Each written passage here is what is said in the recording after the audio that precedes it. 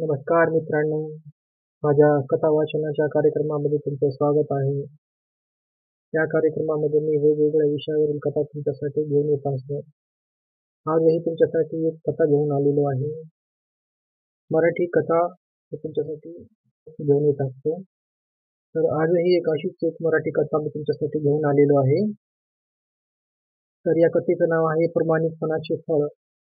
तर चला आपण पाहूया कथा प्रामाणिकपणाचे फळ. संतोष इयत्ता 10वीचा विद्यार्थी. संतोष हुशार आणि सामंजस्य होता. अत्यंत गरीब परिस्थितीतून तो आपल्या आई आणि बहिणीसोबत एका झोपडीमध्ये राहत होता. संतोषचे वडील 10 वर्षापूर्वी स्वर्गवासी झाले होते. तेव्हापासून त्याची आई, त्याच्या 2 बहिणी आणि संतोष असे दोघांचा परिवार एकत्र एका झोपडीमध्ये राहत होता. गावात भांडी घासणे, धुणी करणे, दुसऱ्यांच्या घरी स्वयंपाक करून देणे ही कामे आई रात्रंदिवस करत होती. संतोषची आई व आपल्या चिल्यापिल्यांना व स्वतःचा उदरनिर्वाह करत होती.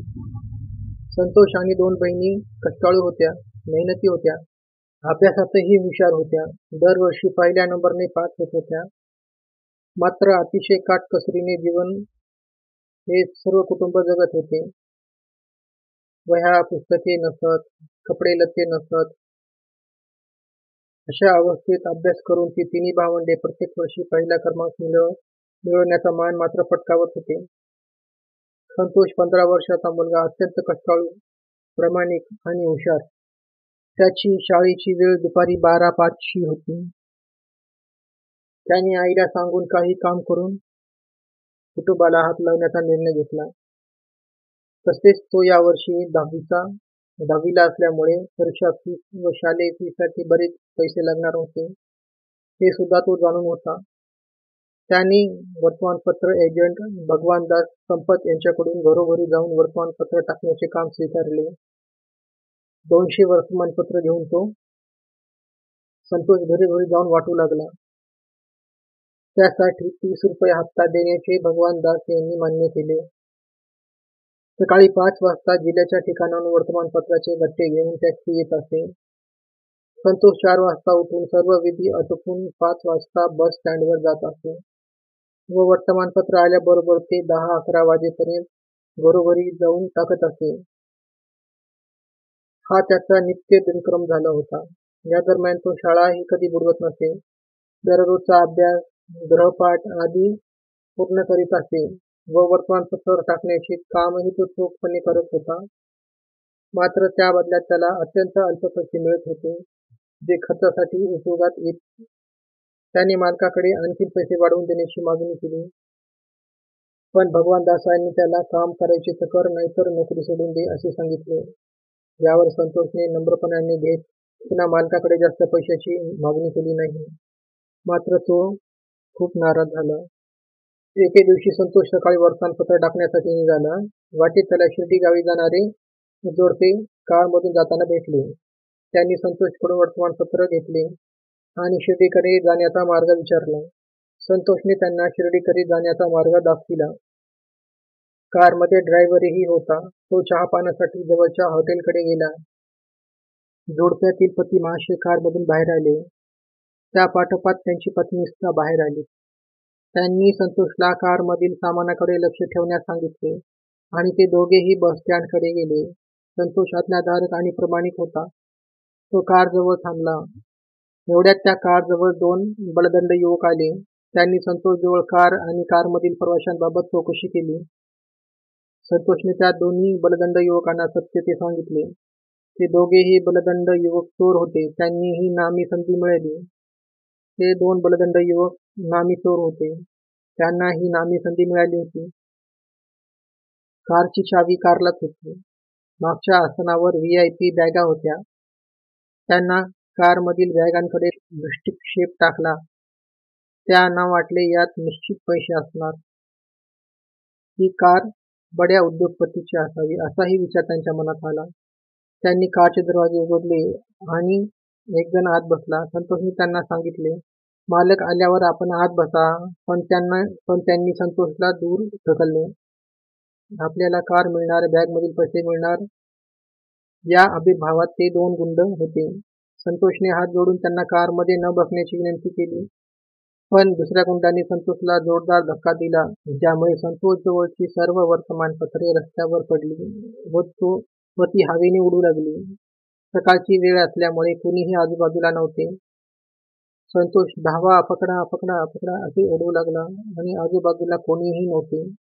संतोष वाईट परिस्थितीमध्ये सापडलेला आहे. संतोष पुन्हा सावरला. आपल्यावर कारवाल्या मालकाने विश्वास टाकला आहे आणि ते बाहेर गेले, पण हे काय घडत आहे त्याचे दुःख त्याला होत होते. त्याने देवाचे नामस्मरण केले. रस्त्यावर इतरत्र पडलेले त्याचे वर्तमानपत्र त्याने गोळा करण्याचा प्रयत्न केला, तर ती सर्व वर्तमानपत्रे हवेने उडत होती. त्याने कारमध्ये पाहिले की बसलेला गुंड कार चालू करण्याचा प्रयत्न करत होता, तर दुसरा गुंड मागचं दार उघडून आत शिरला आणि आत शिरून त्याने मागचं दार उघडलं आणि तो बलदंड चोर कारच्या मागच्या बाजूच्या खिडकीतून आत शिरण्याचा प्रयत्न करू लागला. त्यावर संतोषने त्याला रोखण्याचा प्रयत्न केला, पण गुंडाने परत एकदा संतोषला बाजूला ढकलून दिले. आता संतोषला हे समजेना की काय करावे. गुंड कार पळविणार होते. एवढ्यात त्यांची कार सुरू झाली आणि ते दोघे कार पळवण्याच्या बेतात होते. संतोषने पुन्हा गुंडाकडे जीभ घेतली आणि त्यांचे दोन्ही पाय घट्ट पकडले. एवढ्यात कार सुद्धा सुरू झाली आणि हा गुंड खाली पडला. संतोष त्याचे पाय सोडायला तयार नव्हता. त्याने संतोषला खूप ठोसे लावले आणि संतोष त्याचे ठोसे गुमाने खाऊ लागला. पण संतोषही काही कमी नव्हता. संतोष धावा धावा म्हणून सारखा ओरडत होता. कारमधील गुंडाने तोपर्यंत त्याची कार फरफटत पुढे नेली. थोडे थोड्या अंतरावर पुढे ते कारला घेऊन जात होता. कारचा ड्रायव्हर व मालक हे घराकडे येऊ लागले. पाहतो तर काय समोर संतोष आणि गुंडाची झटापट चालू आहे आणि आपली कार आपल्या ठिकाणी नाही हे मालक आणि ड्रायव्हरने बघितले आणि त्यांनीही ओरडायला सुरुवात केली. संतोषने मात्र त्या गुंडाचे पाय सोडलेच नाही. तेवढ्यात तेथून पोलिसांची जीप जात होती. त्यांनी समोरचे दृश्य पाहिले. मग ते फटाफट खाली उतरले व दोन्हीही गुंडांना पोलिसांनी ताब्यात घेतले. संतोषला बराच मार लागलेला होता. कार मालक आणि मालकीण संतोषला घेऊन जवळच्या दवाखान्यात गेले. डॉक्टरांनी संतोषच्या डोक्याला मलमपट्टी केली आणि पायालाही त्याच्या भरपूर मार लागला होता, त्यामुळे पायालाही मलमपट्टी केली आणि त्याच्या पायावर 3-4 टाके सुद्धा पडले. म्हणजे संतोषला बराच मार लागला होता. त्याचबरोबर ही वार्ता गावभर पसरली. संतोषची आई आणि बहिणी धावतच दवाखान्यामध्ये गेल्या. म्हणजे संतोषच्या दोन्ही बहिणी आणि त्याची आई. आपल्या संतोषला पाहून त्या रडू लागल्या. आईला तर काहीतरी अवघड झाल्यासारखं वाटत होतं. तीही अक्षुभक्षू रडू लागली. त्यांनी पाहिले की कार मालक आणि मालकीण आपल्या भावाची काळजी घेत आहेत. म्हणजे कारचा मालक आणि मालकीणबाई संतोषची काळजी त्या दवाखान्यामध्ये घेत होते. त्यांनी संतोषची दवाखान्यात दाखल केलं होतं. संतोषच्या आईने त्या कार मालकालाही आपली व्यथा विशद केली आणि आपली परिस्थिती कथन केली की आपण किती गरीब आहोत, काय आहोत, कसे आहोत, कुठे राहतो, सोबत राहतो, मुलं बाळ कशी आहेत, त्यांची खरी परिस्थिती काय आहे, अशी सर्व कथा त्यांनी कथन केली. ते कार मालक आंध्र प्रदेशचे व्यंकटेश्वरय्या नावाचे मोठे उद्योगपती होते. शिर्डीला ते श्री साईबाबांच्या नावाने केलेला नवस करण्यासाठी जात होते. 25 लाख रुपयांचा नवस त्यांनी कबूल केला होता. त्यांच्या कारमध्ये सोने, चांदी आणि नगदी पैसे होते. 50 लाखापर्यंत साहित्य होते. एका पेपर विक्री करणाऱ्या मुलाने आपला प्रामाणिकपणा पाळून व धाडसाने गुंडांशी सामना करून आपल्या नवसाचे साहित्य आणि पैसे सुरक्षित ठेवले.